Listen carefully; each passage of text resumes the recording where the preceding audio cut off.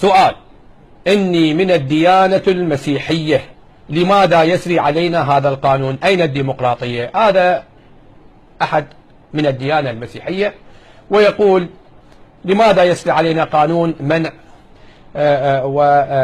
الذي أصدره أو الذي شرعه مجلس النواب؟ أين الديمقراطية؟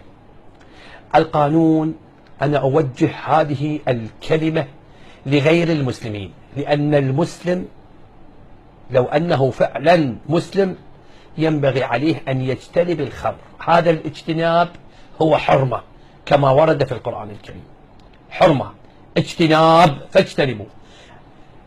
أما لمن لا يدين بالإسلام ولا يتقيد بمبادئ الدين الإسلامي، فنحن قلنا يحظر استيراد وتصنيع وبيع المشروبات الكحولية بكافة أنواعها.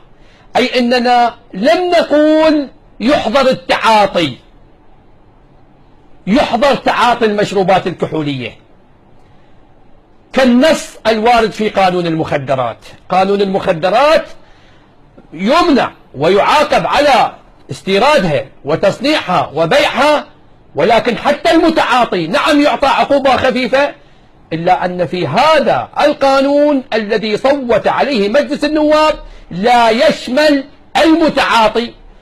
فأنت لمن تدين بغير الدين الإسلامي أنت تصرف، إنما أنت تريد أفتح لك أسواق في ديار المسلمين تبيع لك الخمرة بشكل علني، تستورد لك الخمرة وتصنعها بمعامل بشكل عملي وتبيعها بشكل علني. هذا ما نهى عنه الشرع الإسلامي.